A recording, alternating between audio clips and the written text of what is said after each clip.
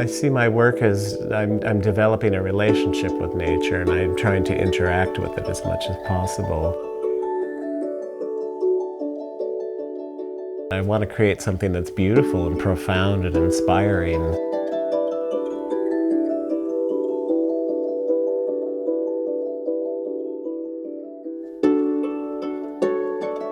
It's really about rejoicing in the beauty of nature.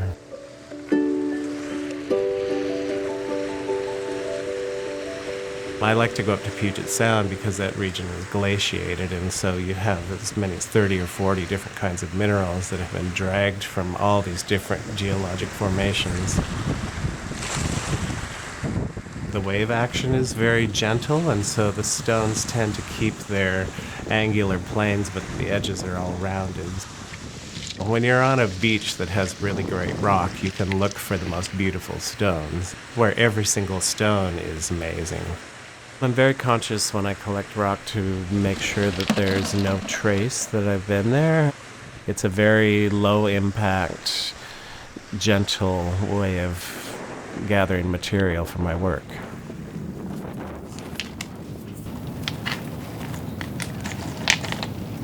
Today I'm building a round medallion mosaic.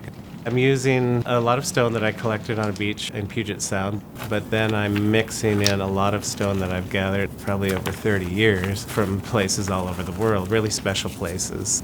And so I'm just bringing all that into this particular mosaic. Because in my garden, I want everything to be special.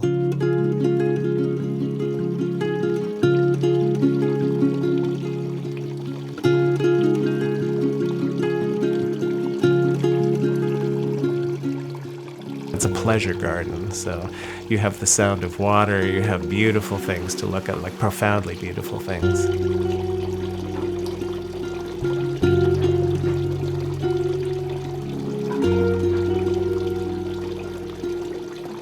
You know, if you're going to build a garden that it's worth aspiring to a really high level, take it as far up as you can. I've made a habit of leaving for 3 to 5 months every winter. And I do it as like I'm going back to school or something. I study the cultures, I study the architecture. One of the most amazing places I visited was the Alhambra in Spain. And it's this incredible palace. It's considered unsurpassable. The work that they did there has reached such a high pinnacle that it'll never be done again. I started traveling when I was in my early 20s. I saw in Spain and Portugal these amazing mosaic sidewalks and plazas that were made out of cut stone. When I see work like that, I realize that there's this incredibly high level of accomplishment, that you can create something that's so beautiful that it's transcendent. So I came home and developed a technique that I still use today.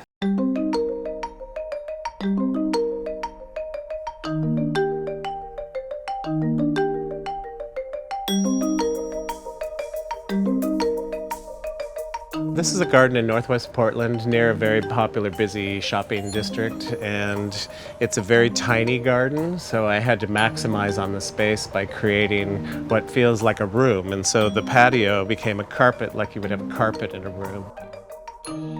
There's a lotus blossom in the center, and that would be the medallion where the spring would be in a classical Persian garden. There are 108 of these flowers expanding out into the universe. 108 is a profound spiritual number in Buddhist and Hindu numerology. Because it alludes to the creation of the universe, after a stressful day, you can come home and just sit and meditate on it. It's a metaphor for paradise, and it's a metaphor for the connection to the universe.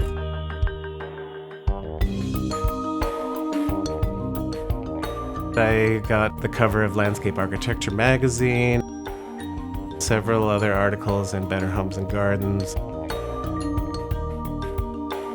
Then the New York Times did an article while I was working on a garden in Los Angeles. So I've had a great deal of recognition.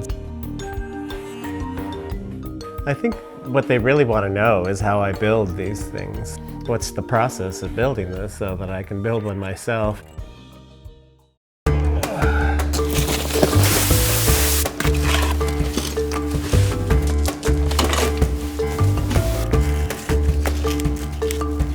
I'm using wet mortar, and so you have a finite amount of time that you have to work with it. And on a hot day, that can be less than half an hour. So you have to be really organized and know exactly what you're doing. I'm just picking out stones that I think are beautiful and that have an interesting shape, and so I can go around and look for a spot that this might fit.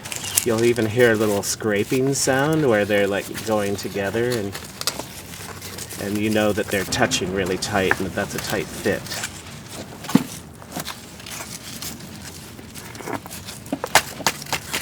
It's kind of like making a collage, but I'm incorporating all the different colors and dispersing them through the mosaic.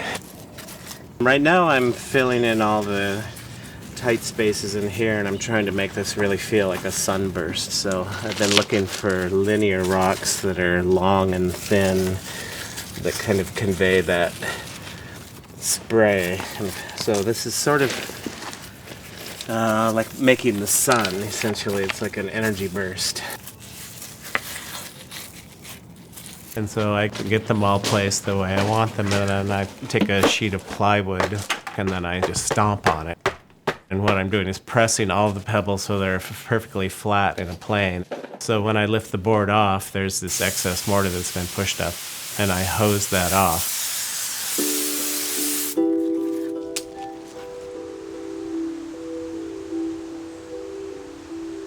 I was commissioned to do a major project up in Washington in Puget Sound. It's a walking labyrinth. It took me about 3.5 months to build the mosaic, and I gathered probably 10,000 pounds of stone. The inner 9 circuits of the labyrinth represent the 9 planets, and then the center is the sun.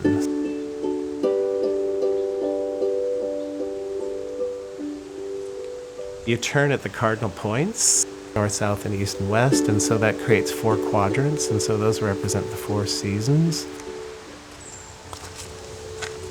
And there's a prayer wheel on the property, which is a Tibetan wheel that you turn and it rings a bell.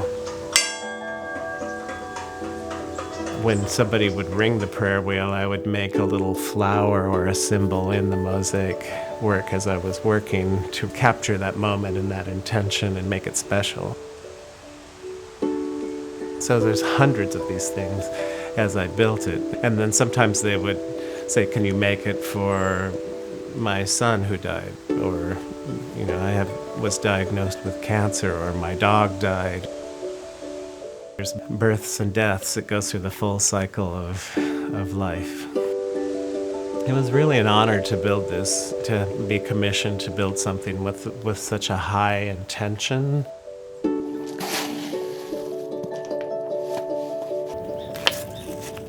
I think there's a lot of power in beauty. The thing that I would really like, that I hope, is that other people will be inspired to create beauty as well, and the world will become more beautiful because other people are doing it too.